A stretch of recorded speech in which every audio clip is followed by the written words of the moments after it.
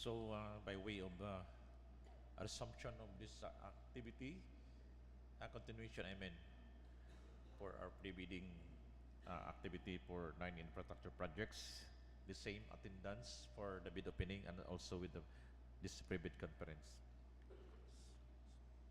So, let me continue. Allow me to read to you what are these 9 infrastructure projects that we're going to discuss as far as the contractor eligibility requirements relative to this 9 infrastructure project that we are going to discuss this afternoon.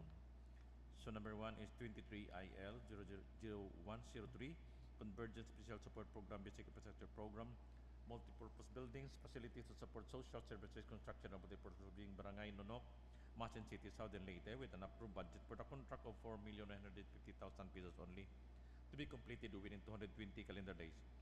The next is 23IL 0104, Convergence and Special Support Program, Basic Infrastructure Program, Multipurpose Buildings, Facilities to Support Social Services, Construction of Multipurpose Building, Barangay CABUL, ANONAN, MALITBOG, Southern Leyte, with an approved budget for the contract of 6,930,000 pesos only, for completion within 290 calendar days.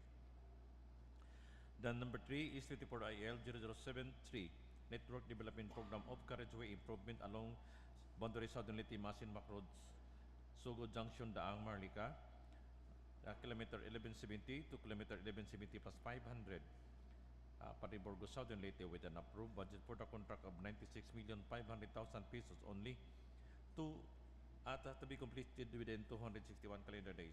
At number 4 is 24IL 0074, Flood Management Program, Construction, Maintenance of Flood Control Mitigation Structures and Drainage Systems, Construction of Shoreline Protection Structure, Boundary Southern Leyte, MAASIN, MACROHON, SOGOD Junction, DAANG, MAHARLIKA Road, along TUNGA-TUNGA section, MAASIN City, Southern Leyte, with an approved budget for the contract of 96,500,000 pesos only, to be completed within 302 calendar days.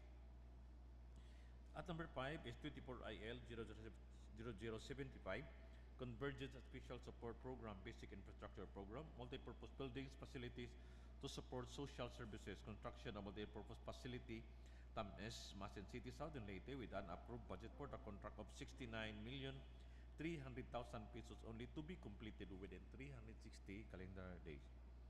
At number 6 is 24IL 0076, Convergence and Special Support Program, Basic Infrastructure Program, Multipurpose Buildings, Facilities to Support Social Services, Construction of Multipurpose Facility, Sports Complex Segment 2, TAMS, MAASIN City, Southern Leyte, with an approved budget for the contract of 49,500,000 pesos only, to be completed within 360 calendar days.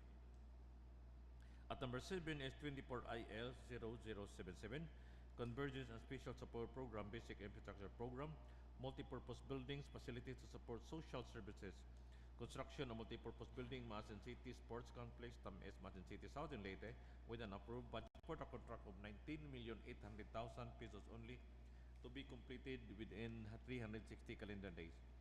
At number 8 is 24IL 0078, Flood Management Program, Construction, Maintenance of Flood Mitigation Structures and Drainage System, Construction of Shoreline Protection Structure, Boundary Southern Leyte, MAASIN, MACROHON, SOGOD Junction, DAANG, MAHARLIKA Road, along Boundary Isagani section, MAASIN City, Southern Leyte, with an approved budget for the contract of 96,500,000 pesos only, to be completed within 302 calendar days. Last but not the least is at number 9 is 24IL 0079, Convergence and Special Support Program, Basic Infrastructure Program, Multipurpose Buildings, Facilities to Support Social Services, Completion of Multipurpose Facility Reclamation Project, Barangay Combado and Barangay MAASIN City, Southern Leyte, with an approved budget for the contract of 9,800,000 pesos only, to be completed within 194 calendar days. So the aim and purpose of this pre-bid conference is to discuss, clarify, and explain, among other things, the technical and the financial components of the project to be bid, including clarification and questions raised before and during the pre-bid conference. So at this point in time, I will give the chair to the technical working group to discuss to us the contractors, prospective bidders, eligibility requirements relative to this 9 infrastructure project that I have been mentioned. So the chair is yours. Technical working group, will you proceed? Thank you. Good afternoon. For eligibility requirements for the procurement of infrastructure projects, for the purposes of determining the eligibility of bidders using the criteria stated in the section 23.4 of this IRR, only the following documents shall be required by the BAC using the forms prescribed in the bidding documents. For Class A documents, legal documents comprises of the following: registration certificate from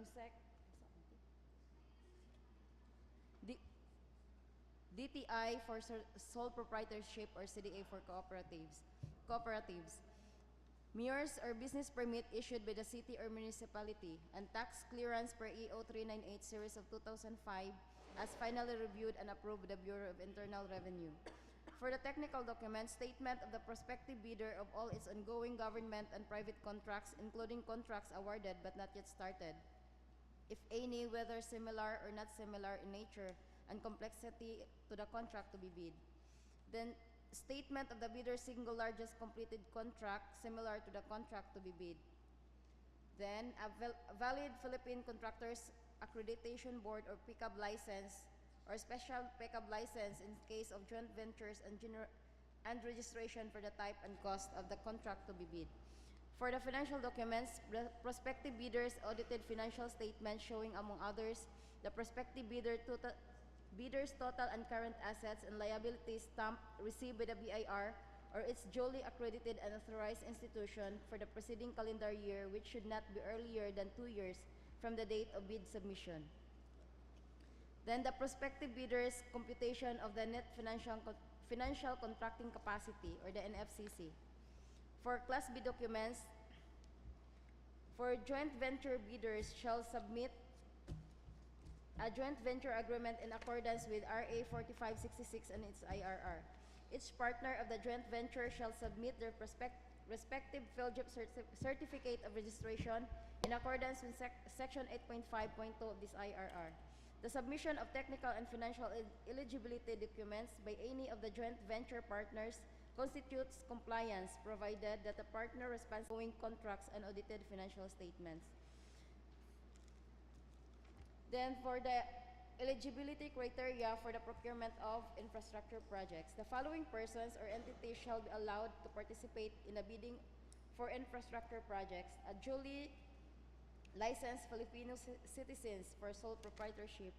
Then for partnerships duly organized by the laws of the Philippines and of which at least 75% of the interest belongs to the citizens of the Philippines. For corporations duly organized under the laws of the Philippines and of which at least 75% of the outstanding capital stock belongs to the citizens of the Philippines. Then for cooperatives duly organized under the laws of the Philippines.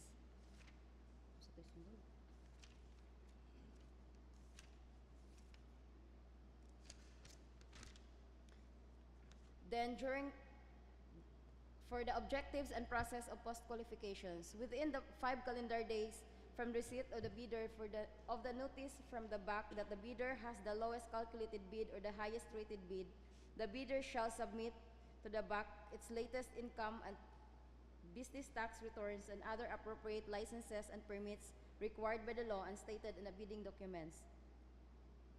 Failure to submit any of the post-qualification requirements on time or in finding against the veracity thereof shall disqualify the bidder for award, provided that in the event that a finding against the veracity of any of the documents submitted is made, it shall cause the forfeiture of the bid security in accordance with Section 69 of its IRR.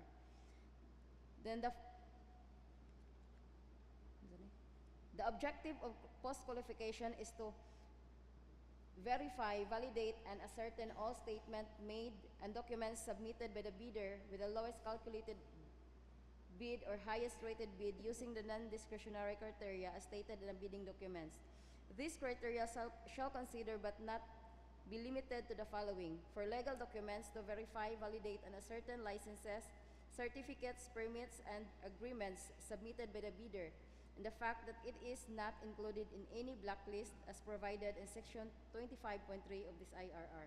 For this purpose, the GPPB shall maintain a consolidated file of all blacklisted suppliers, contractors, and consultants. For technical requirements, to determine the compliance of infrastructure project offered with the requirements specified in the bidding documents, including, where applicable, verification and validation of the bidder's stated competence and experience, and the competence and experience of the bidder's key personnel to be assigned to the project for the procurement of infrastructure project. Verification and availability and commitment and/or inspection and testing for the required capacities and operating conditions of equipment units to be owned or leased under purchase by the bidder for use in the contract under bidding, as well as checking the performance of the bidder in its ongoing government and private contracts if any of these ongoing contracts shows negative slippage of at least 15% in any one project or negative slippage of at least 10% in each of 2 or more contracts. Then failure of the contractor to commence repair works on ongoing contracts within 7 calendar days and to complete them within 30 calendar days after receipt of the procuring entity's notice of defects and deficiencies.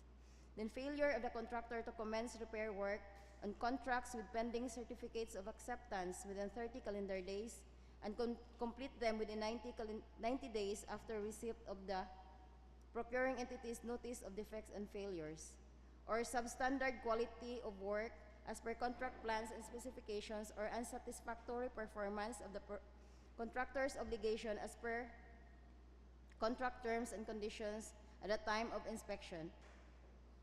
If the BAC verifies any of these deficiencies to be due to the contractor's fault and negligence, the agency shall disqualify the contractor from the award of the procurement of infrastructure project.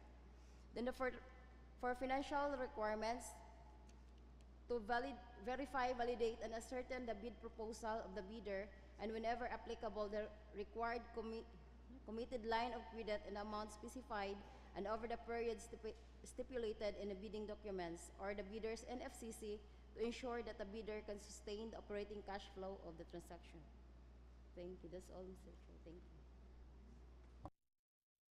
So thank you, Engineer Pilari. So any questions regarding the contractors' EBITDA requirements being discussed by Engineer Pilari?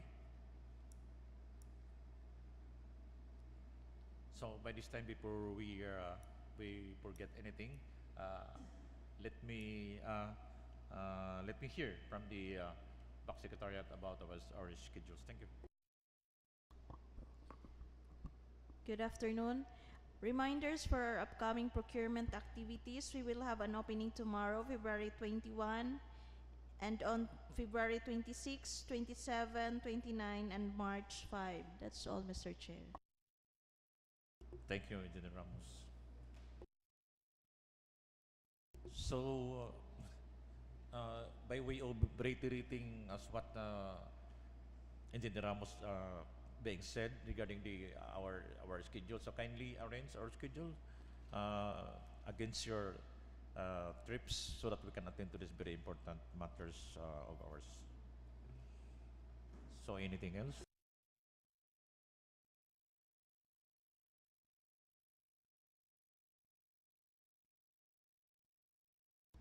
Mr. Chair, I move for the adjournment of this pre-bid conference. I second the motion. Since there are no more issues and concerns, questions and clarification regarding this pre-bid conference, this has been moved for adjournment of duly seconded. This procurement activity is hereby adjourned. Good luck. Thank you.